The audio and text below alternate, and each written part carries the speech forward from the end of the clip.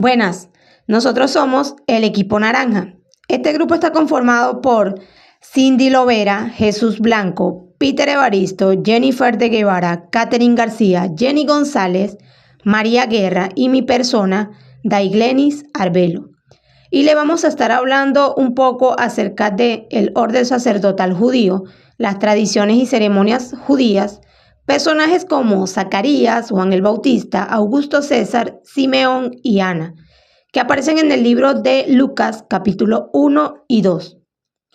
Yo les voy a estar hablando un poco acerca de el origen y estructura del sacerdocio levítico. El sacerdocio judío tenía sus raíces en la tribu de Leví, específicamente en la descendencia de Aarón, hermano de Moisés.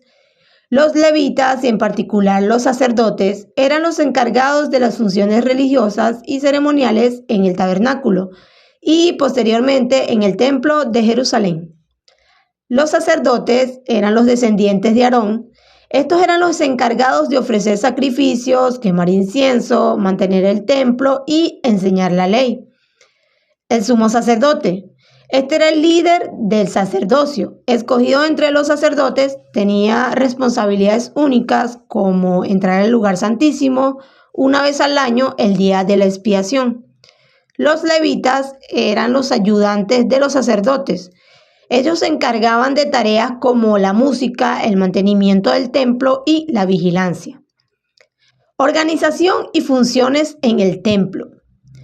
El sacerdocio se organizaba en 24 turnos o clases sacerdotales que servían por turnos en el templo. Cada clase servía durante una semana y luego se rotaban. Esto aseguraba de que siempre hubiera sacerdotes disponibles para las ceremonias y los sacrificios diarios. Las funciones principales de los sacerdotes incluían sacrificios, ofrecían sacrificios de animales como ofrenda a Dios y expiación por los pecados del pueblo. Incienso, quemaban incienso en el altar de incienso como parte del culto diario.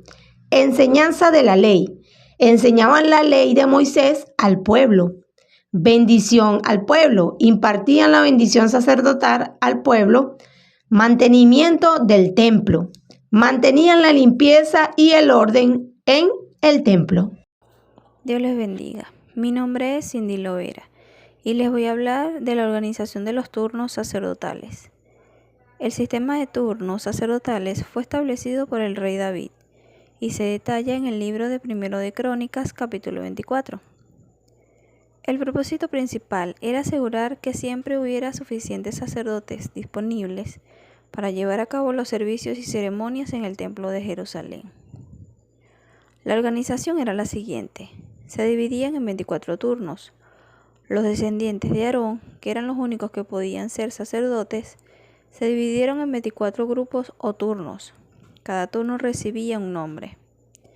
En la rotación semanal, cada turno servía en el templo durante una semana específica del año. Luego rotaban y volvían a servir en otro momento. Servicio conjunto en fiestas. Durante las principales fiestas religiosas, como lo era la Pascua, panes sin levadura, primeros frutos, fiestas de las semanas, trompetas, expiación y tabernáculos, todos los turnos sacerdotales servían juntos en el templo, debido a la gran afluencia de personas.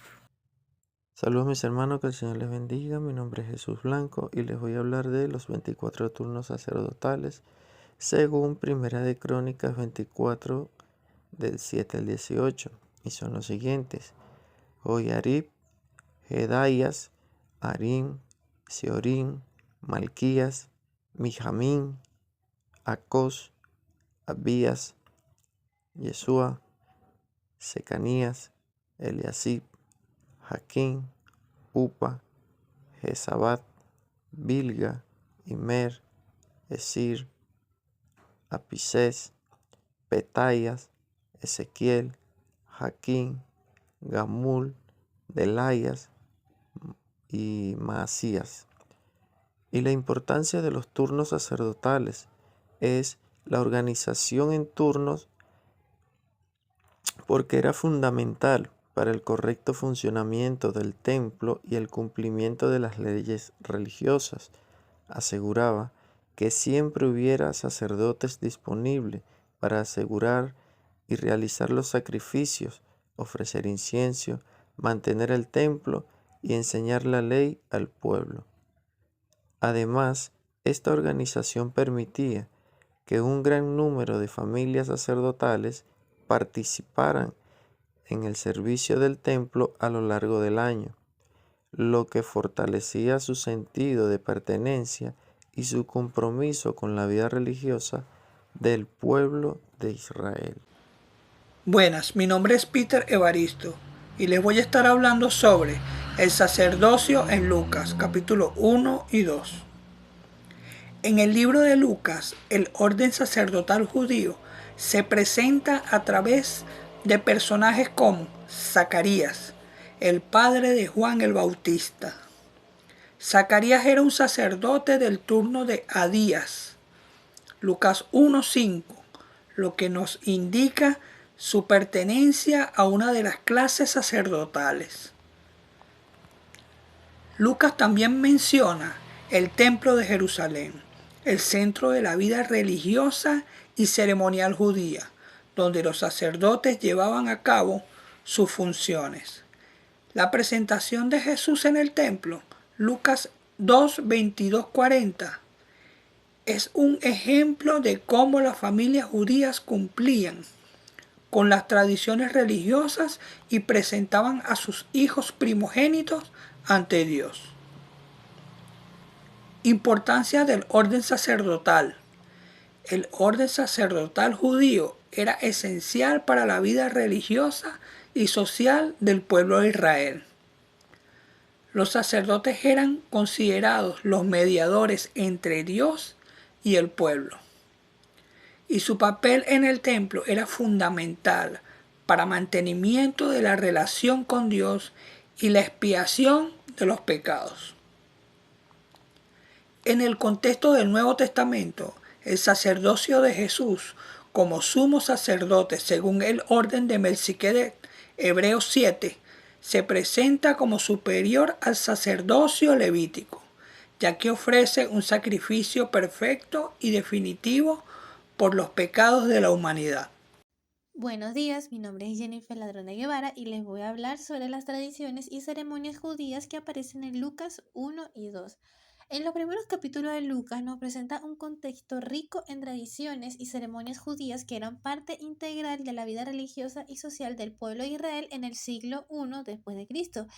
Entre los que podemos encontrar y los que están apareciendo en pantalla son el Templo de Jerusalén, que el Templo de Jerusalén era el centro de la vida religiosa judía. Era el lugar en donde se ofrecían sacrificios, se celebraban las festividades y se realizaban las oraciones. En Lucas 1 y 2, el templo es el escenario de varios eventos importantes, como por ejemplo el anuncio de Zacarías, que lo podemos encontrar en Lucas 1 del 8 al 23, en donde Zacarías, un sacerdote, está sirviendo en el templo cuando el ángel Gabriel se le aparece para anunciarle que su esposa Elizabeth concebirá un hijo que es el Juan el Bautista. Tenemos la presentación de Jesús, que lo podemos encontrar en Lucas 2 del 22 al 40, donde María y José llevan a Jesús al templo para presentarlo al Señor y ofrecer un sacrificio, cumpliendo así la ley de Moisés. También podemos encontrar los sacrificios. Los sacrificios eran una parte fundamental del culto en el templo. En este se ofrecían sacrificios de animales como ofrenda a Dios y expiación por los pecados. En Lucas 2:24 se menciona que María y José ofrecieron un par de tórtolas o 2 palominos como sacrificio, lo cual era una ofrenda permitida para los pobres. Y por último vamos a hablar sobre la circuncisión. La circuncisión era un rito importante que se realizaba a los niños varones al 8º día de su nacimiento. Era un signo del pacto entre Dios y Abraham y simbolizaba la pertenencia al pueblo de Israel. En Lucas 2:21 se menciona que Jesús fue circuncidado al 8º día.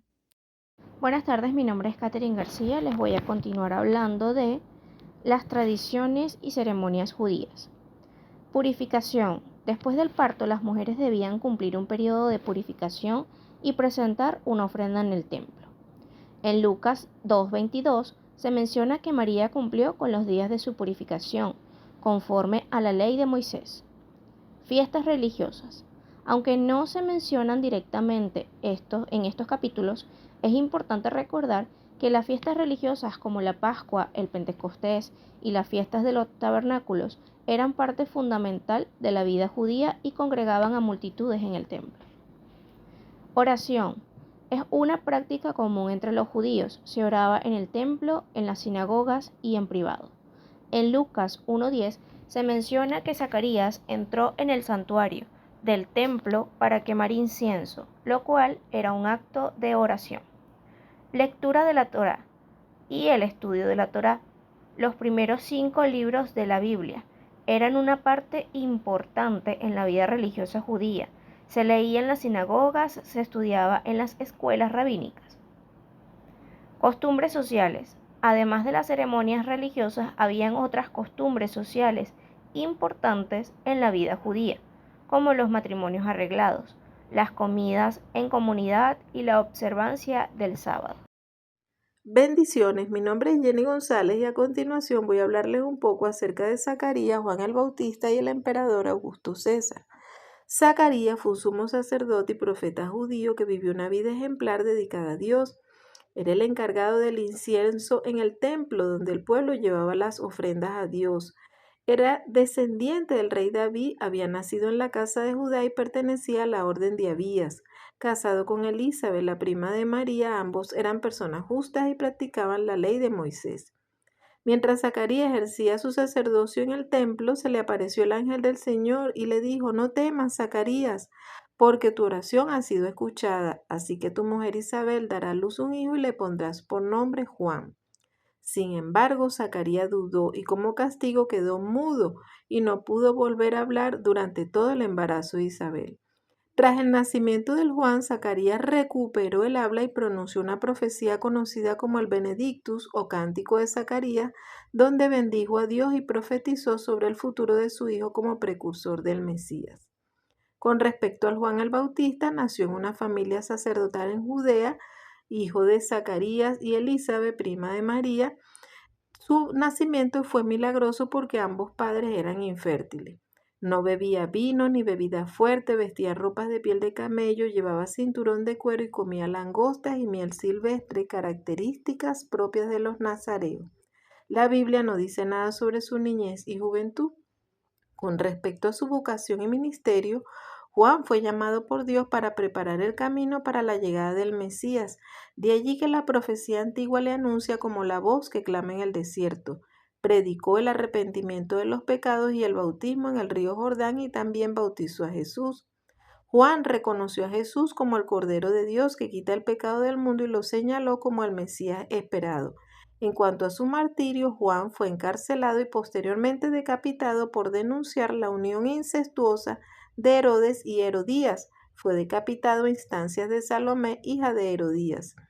Juan fue el último profeta del Antiguo Pacto. En cuanto al emperador romano, Augusto César fue el primer emperador romano gobernando desde el año 27 a.C. hasta el 14 después de Cristo. El relato del nacimiento de Jesús en Lucas 12 menciona que Augusto César emitió un decreto para que se realizara un censo de todos los habitantes, así como sus bienes en todo el Imperio Romano.